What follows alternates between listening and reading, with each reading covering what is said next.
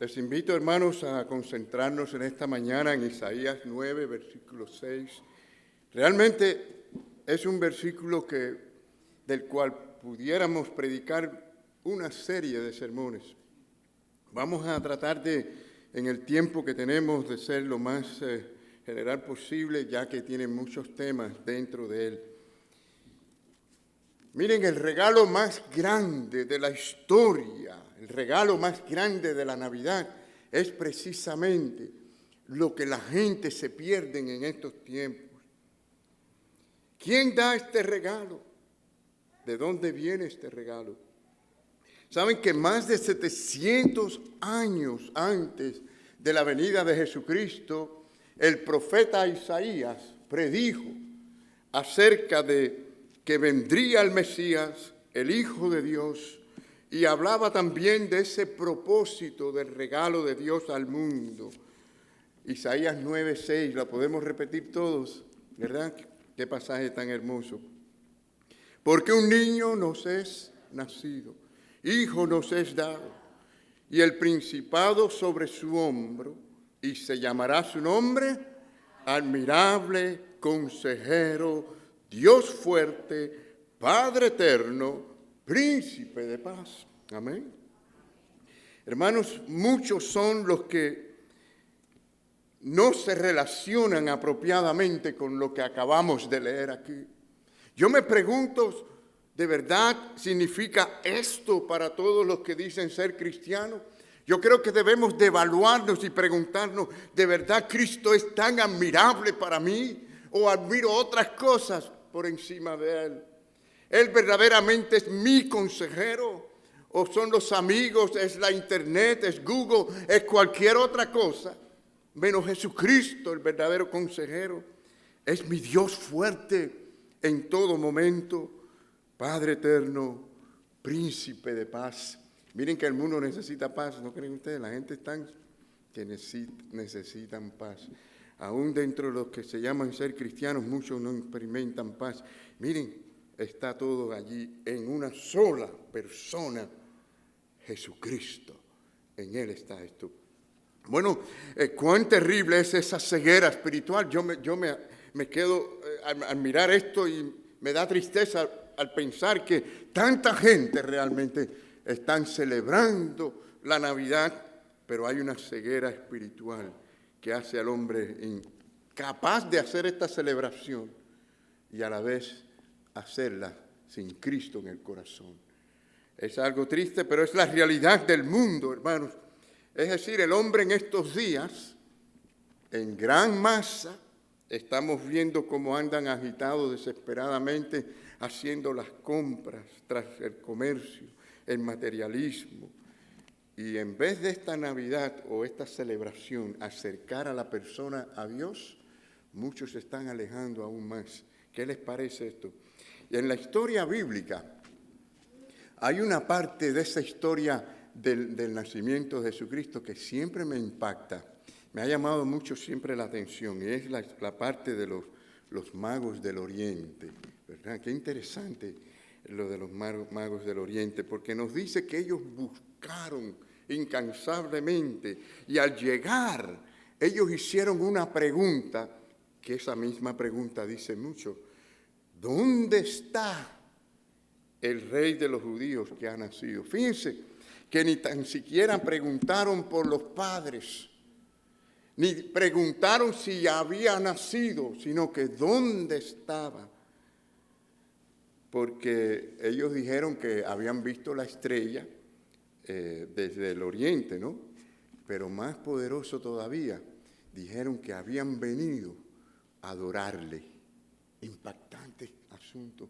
Pero lo que me impacta de la pregunta es que ellos hicieron la pregunta con la impresión de que ya todo el mundo sabía dónde estaba y que había nacido el rey de Israel.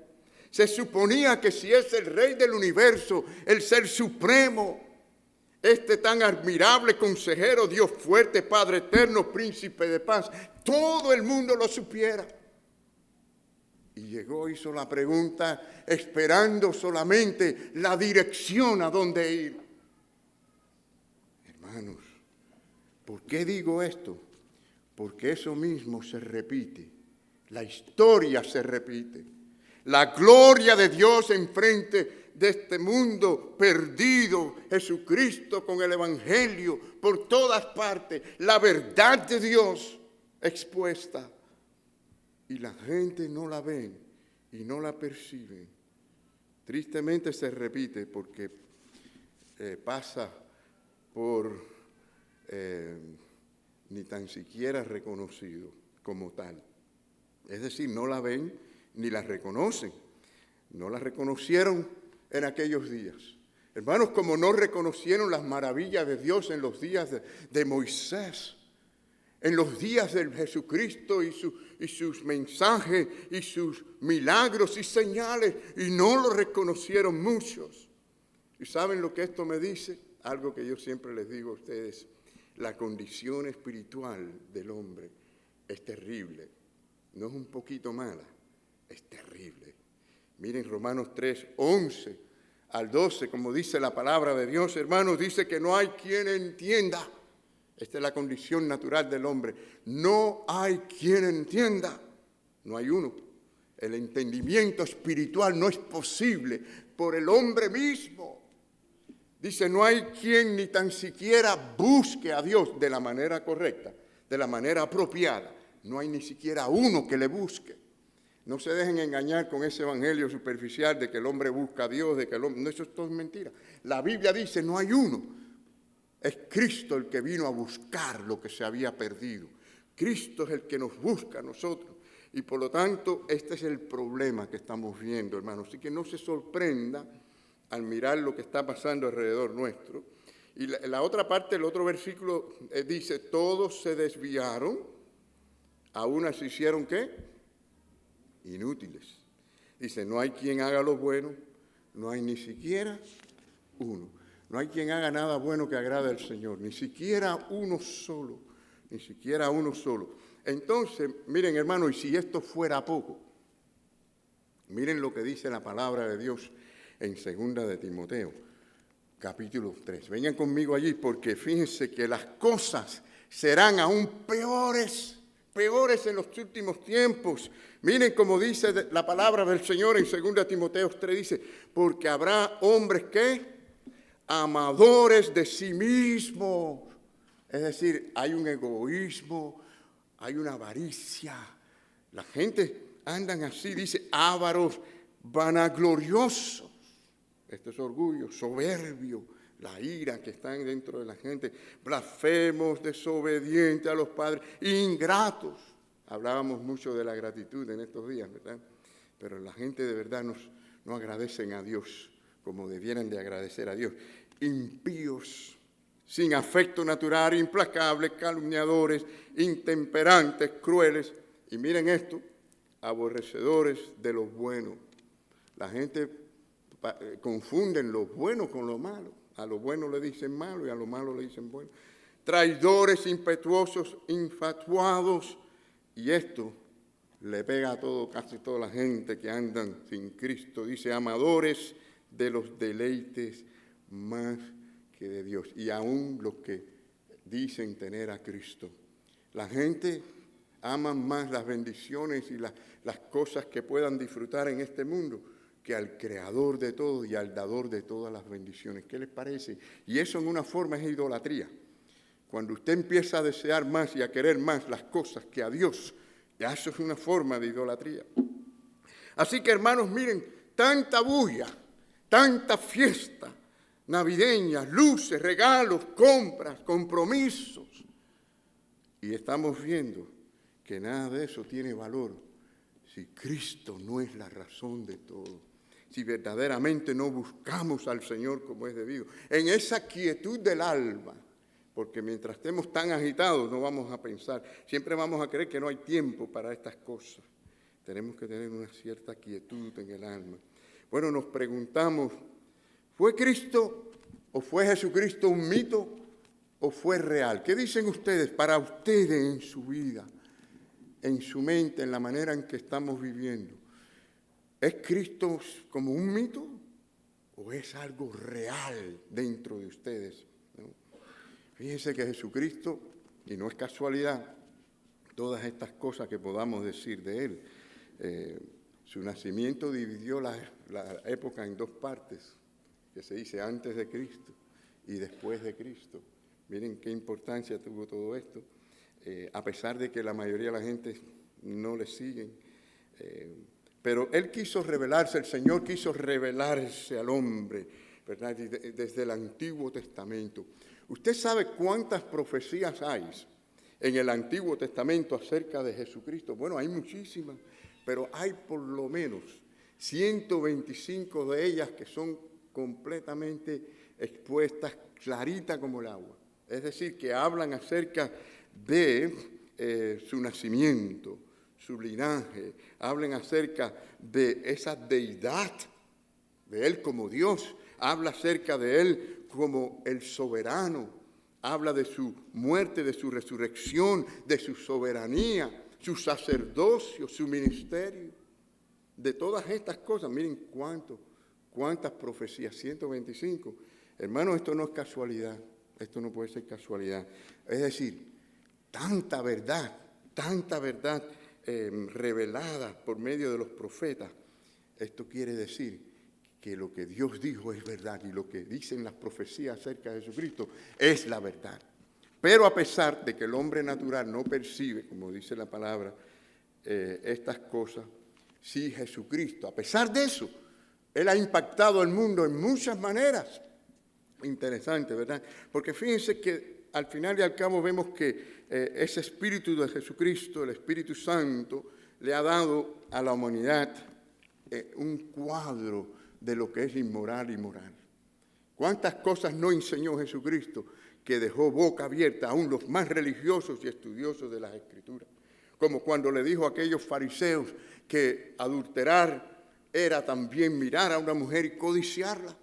Es decir, les enseñó cosas que ellos no conocían. Pero también su persona, así como todas esas enseñanzas de él, y su amor, por cierto, ese amor que él tuvo ha inspirado a muchos en la historia, aún en la música. Allí está, no lo podemos negar. Y su influencia ha inspirado mucho también la filantropía, es decir, el procurar el bien por los demás. Recuerdan que Cristo fue el que habló y dijo que de darle un vaso de agua, de darle comida a alguien, y que eso se lo hacían a él también. El Señor enseñó muchas cosas como amar al prójimo. Y bueno, no escribió ningún libro, pero ¿saben qué? Se ha escrito más acerca de Jesucristo que de todos los emperadores, reyes y gobernadores del mundo. Algo que uno se pone a analizarlo y uno dice, esto no es casualidad. Hay una influencia, a pesar de la ceguera espiritual, hay una influencia que está allí delante de nosotros en el mundo. Y yo creo que esto solo nos deja con dos alternativas. O Cristo era un lunático, o verdaderamente Él era lo que dicen las profecías que era. Por cierto, si Cristo fue un lunático, lo fueron también los apóstoles. Y lo fueron también todos los que le siguieron, aquellos 500 que lo vieron resurrecto, y todos aquellos que estuvieron dispuestos a dar su vida por Él, porque decían que había resucitado. Lógicamente, hermanos, si Dios es Dios, entonces es la clase de Dios que Él dice que Él es. Y si es el Dios que se revela a nosotros, entonces las profecías acerca de Jesucristo son ciertas también. Bueno, miren, quizás vamos a hacer solamente el primer punto en esta mañana, después de esta introducción. Pero yo quiero que veamos que Dios nos ha dado a nosotros a su Hijo, quien es una obra sobrenatural en la Virgen María, porque Jesús fue concebido de forma milagrosa, y esto es importante que lo reconozcamos en estos días. Es decir, nació de la Virgen María, pero esto estaba profetizado, o sea que esto no es nada de casualidad. Miren en Isaías 7:14, dice, por tanto el Señor mismo os dará señal. Es decir, el hombre no fue capaz de pedir señal, pero Dios se la da. He aquí que la Virgen concebirá. Qué interesante que está dicho hace 700 años antes de Cristo. se dice que tenía que ser de una mujer virgen. ¿Y cómo es que ellos fallaron en esto? ¿Cómo es que no lo pudieron entender o ver? Y dará a luz un hijo y llamará su nombre Emmanuel. ¿Qué quiere decir Emmanuel? Dios con nosotros.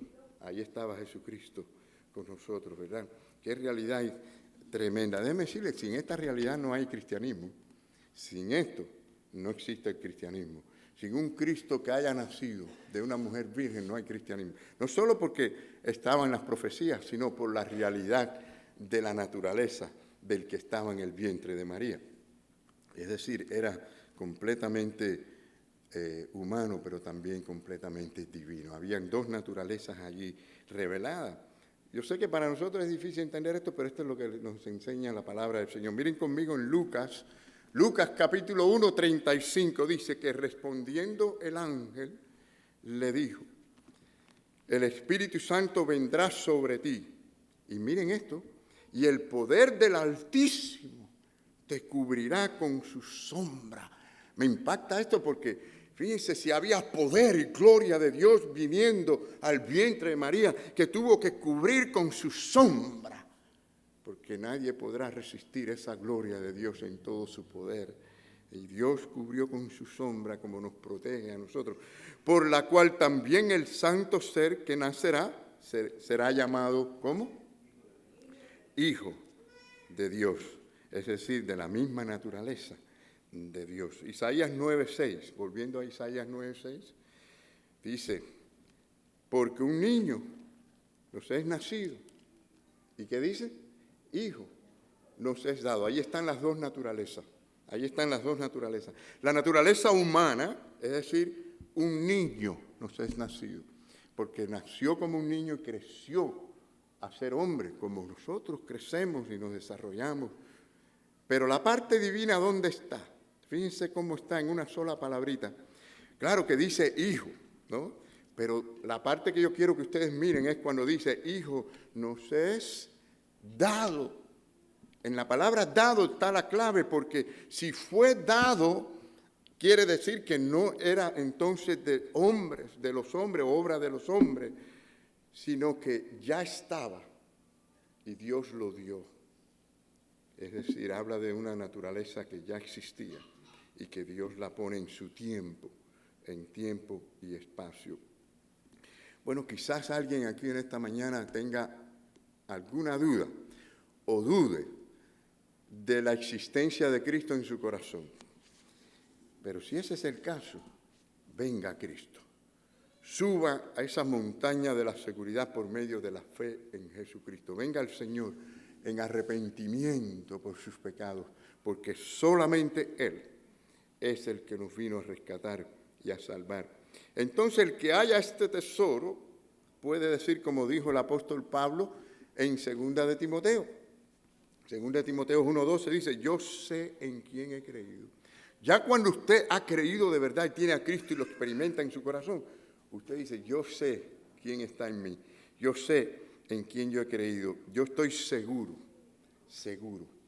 que ese Dios es todopoderoso, ¿verdad?, para guardar mi depósito para aquel día. Es decir, cuando llegue el momento de pasar por la muerte, o llegue el momento que el Cristo venga por su iglesia, yo estoy seguro que Él me va a poder rescatar y salvar.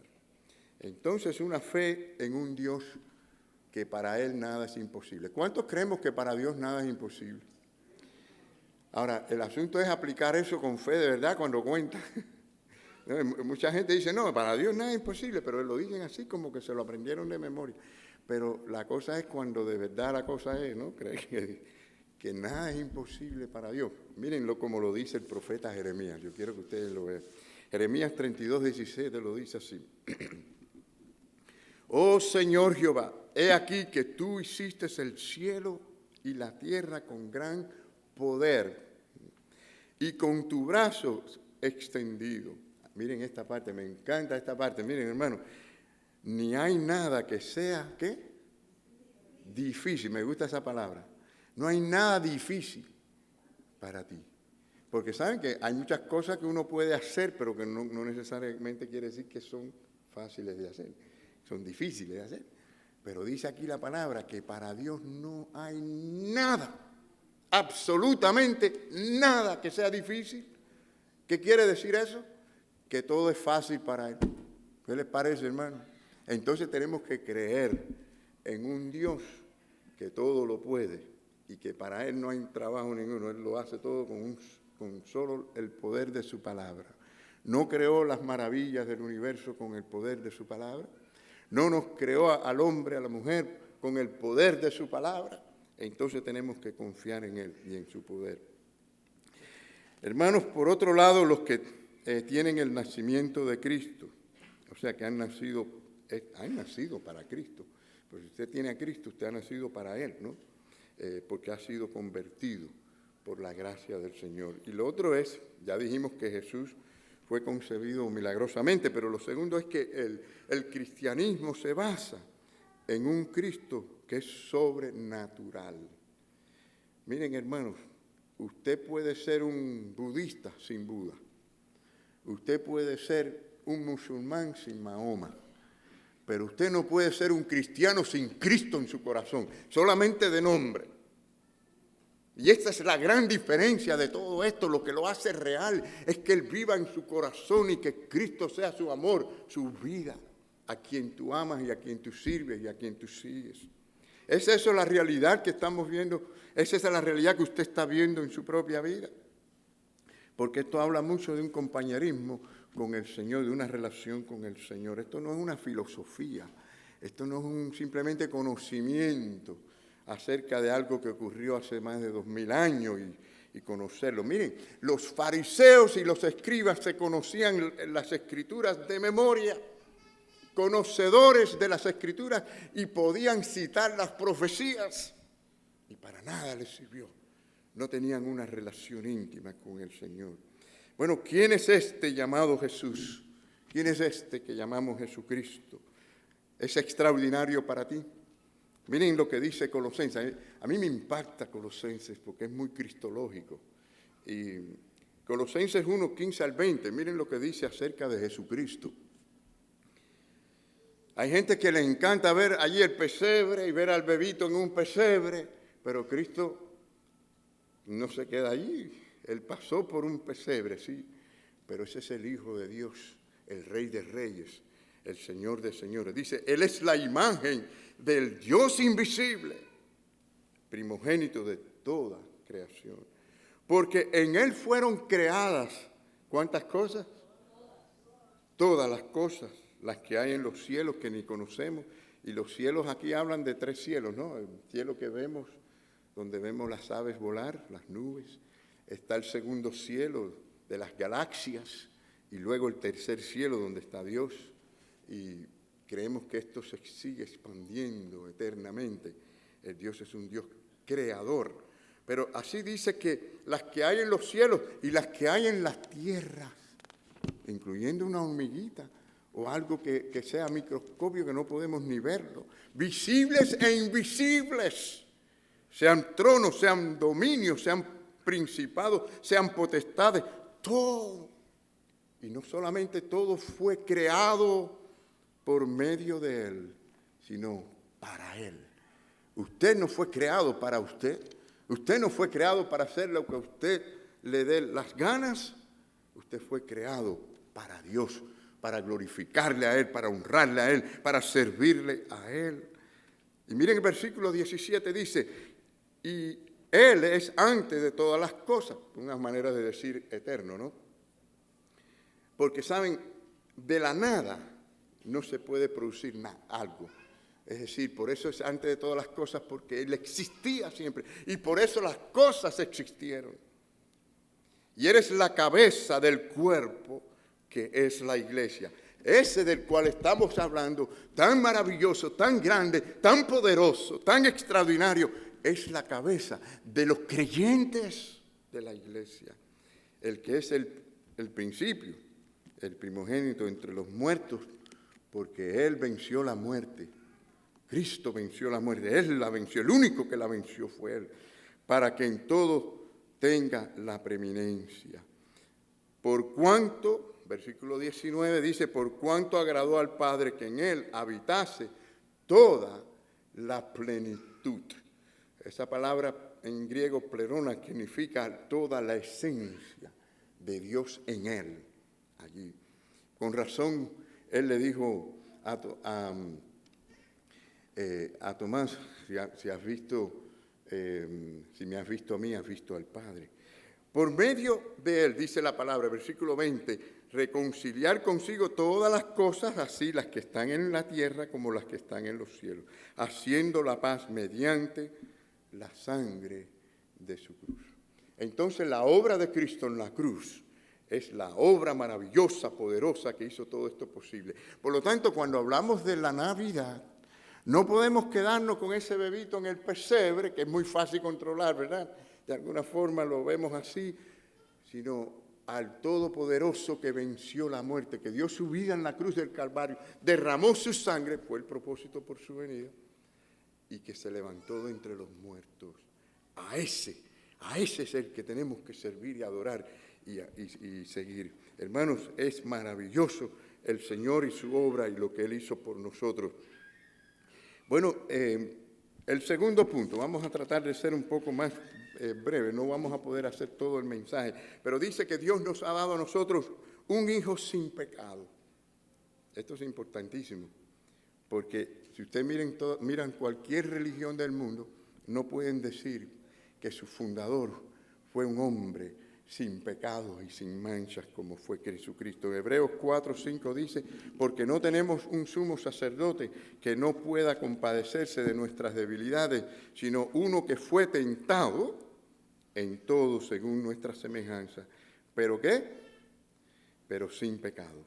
O sea que ningún hombre puede decir esto, o ningún líder espiritual podrá decir esto, sino solo Jesucristo. Es decir, fue tentado, hay tres cositas que podemos decir en cuanto a esto, fue tentado, pero él no cayó en ningún pecado, no cedió a la tentación, ni aun en los momentos más débiles. Ya sabemos que estuvo con hambre, estando en oración 40 días y noches, y fue tentado en ese momento débil, pero el Señor fue firme, fue fiel. Si todo lo que de su nacimiento es cierto, mis queridos hermanos, entonces tiene que ser cierto lo que es Él como persona, es decir, espiritual, moralmente cierto también, y es válido entonces su muerte y es válido su resurrección. Y en cuanto a lo visible, audible, podemos decir que allí delante de la gente, el propio gobernador Pilato reconoció que en él no había ningún pecado o ninguna culpa. Mírenlo como lo dijo Pilato. Es decir, que todas las evidencias están, desde las profecías a las cosas que ocurrieron hasta el día de su muerte y resurrección. En Lucas 23:14 dice que les dijo, me habéis presentado a este como un hombre que perturba al pueblo, pero habiéndolo interrogado, yo delante de vosotros no he hallado en este hombre delito alguno de aquellos de que le acusan. Y también durante el bautismo de Jesús, dice la palabra de Dios en Mateo 3:7, que una gran voz del cielo dice, que decía, este es mi Hijo amado, en el cual tengo complacencia.